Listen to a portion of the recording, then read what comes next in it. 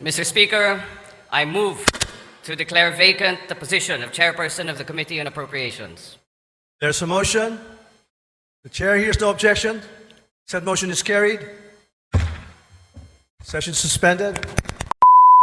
The Speaker of the House of Representatives, the Honorable Ferdinand Martin G. Romualdez, will address the body.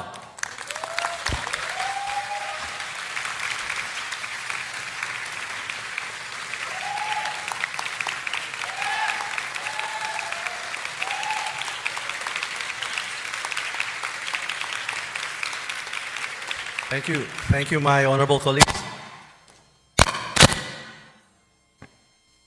Distinguished deputy speakers, the majority leader, the minority leader, esteemed colleagues, honored guests, my fellow beloved Filipinos, today we assemble not merely to open another session of Congress, but to recommit ourselves to profound trust placed in us by the Filipino people. This chamber, the People's Chamber, stands as a testament to the enduring strength of democracy. Within these walls, we do not simply draft laws, we give life to the aspirations of a nation, and we shape the destiny of generations yet unborn. This gathering is a moment to reflect on our shared purpose, to serve as stewards of our nation's welfare, architects of its future, and guardians of its dignity. It is a reminder that leadership is not a privilege, but a responsibility, a sacred duty to act, to uplift, and to inspire. Leadership, as I see it, is not defined by the power we wield, but by the lives we change.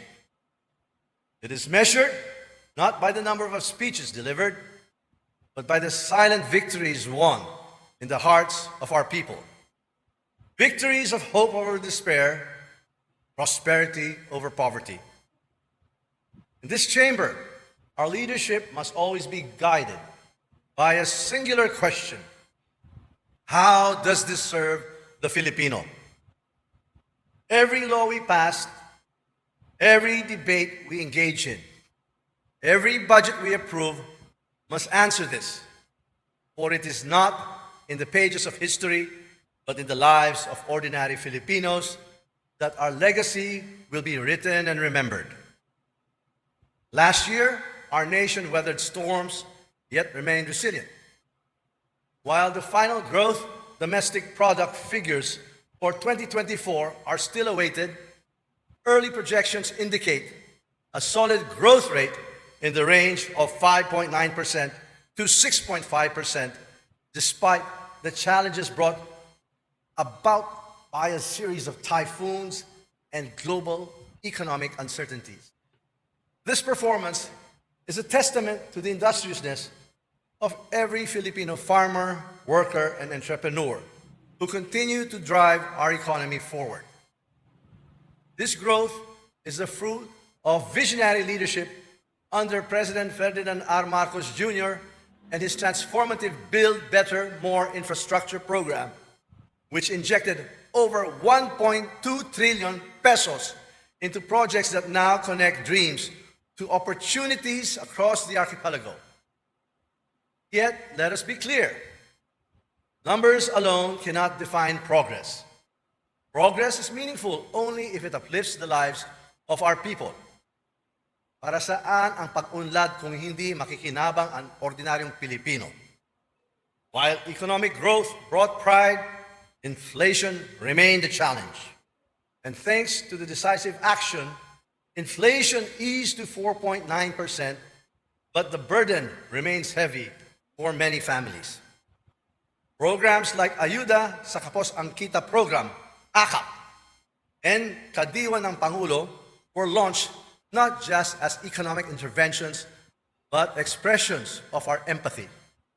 Governance, after all, must be both strategic and compassionate. Good governance demands transparency and accountability. This chamber is the vanguard of that principle. In the coming weeks, we will hold oversight hearings to ensure that people's money serves the people's needs. We will investigate the smuggling and hoarding that undermine our farmers and inflate food prices. We will probe 206 billion pesos in disallowed expenditures by the National Grid Corporation of the Philippines, ensuring energy reforms that lower electricity costs. We will demand answers for the 11.18 billion pesos worth of expired medicines and underutilized PhilHealth funds, an affront to every Filipino who struggles for access to health care. And we will scrutinize the alleged misuse of confidential funds, for no peso must go unaccounted for. Let this be our promise. Public trust is sacred, and this House will never betray it. Sa mga umatake sa atin para tumigil tayo sa mga investigasyon, may mensahe tayo sa kanila. Itutuloy natin ang trabaho na inatang sa atin ng mamamayan. Hindi tayo atras sa anumang laban para sa bayan.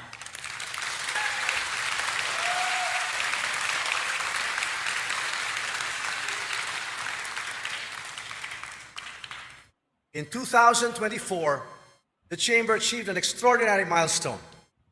183 measures became laws. But true success lies not in the quantity of laws passed, but in their quality, how they change lives. Among these are measures that herald transformative change, the corporate recovery and tax incentives for enterprises to maximize opportunities for reinvigorating the economy, the Create More Act, which fosters investments and job creation.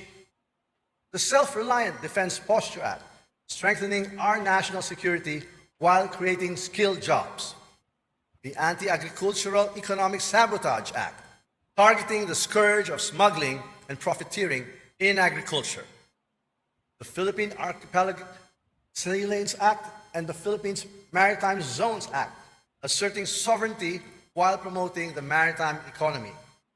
The Academic Recovery and Accessible Learning Act, the ARAL Act, bridging educational gaps for our youth. These are not just policies, they are commitments to a better, fairer, and stronger nation. Our nation is no longer a quiet observer. In the global arena, it is a leader. This February, the Philippines will host the Parliamentary Intelligence Security Forum, the PISF, where 96 countries will discuss and tackle the critical importance of mutual cooperation in confronting global security challenges, including counterterrorism financing, cybersecurity, and emerging technologies such as AI and 5G. In 2026, we will chair the Association of Southeast Asian Nations, ASEAN, and host the 47th IPA General Assembly.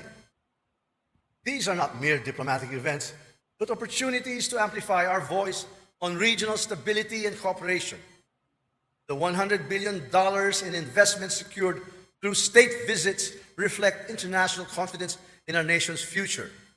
These investments will transform industries, generate employment, and push the Philippines toward a new era of prosperity. My dear colleagues, this is our moment to rise above partisan divisions and deliver for our people. Let history remember the 19th Congress not for its rhetoric, but for its resolve. Not for the titles we held, but for the lives we have uplifted. Let us legislate with empathy, govern with integrity, and lead with vision.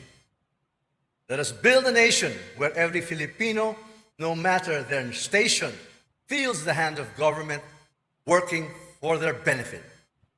And as I stand before you, I see not just colleagues, but partners in a shared mission to build a legacy worthy of the Filipino people's trust and sacrifices. To the Filipino people, I say this: your House of Representatives stands unwavering in its commitment to your dreams and your future. Together, we will ensure that no Filipino is left behind. Walang maiiwan.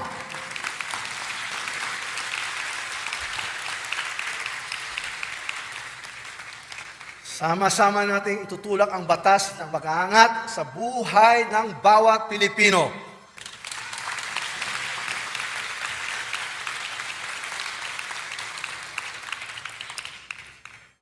Let our work be a testament to what is possible when leaders serve with vision and compassion. Let this Congress be a shining example for generations to come. Again, maraming salamat sa inyo po. Mabuhay ang Republika ng Pilipinas. Mabuhay ang sabay ng Pilipinas.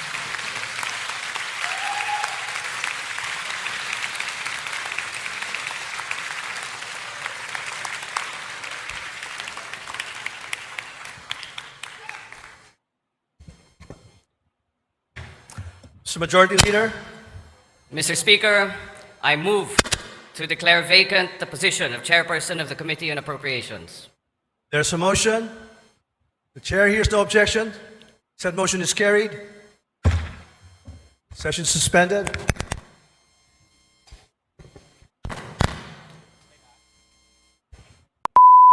Umani naman ito ng iba't ibang reaksyon mula sa ating mga netizens. Ayon kay Alphone Merdica, script lang nila yan pero at least na-feel na nila yung pressure ng taong bayan. Pahayag naman ni Jill Mendy, obviously kasi ang daming ghost projects para sa sariling kumpanya. Kindly include Speaker of the House. At ito naman ang saloobin mula sa ating kababayan na si Ronnie Win Aguiflor, might be a theatrical move, not authentic. Gimik lang ni Tambayan. Mga kababayan, feel free to comment below para maglabas ng saloobin sa balitang ito.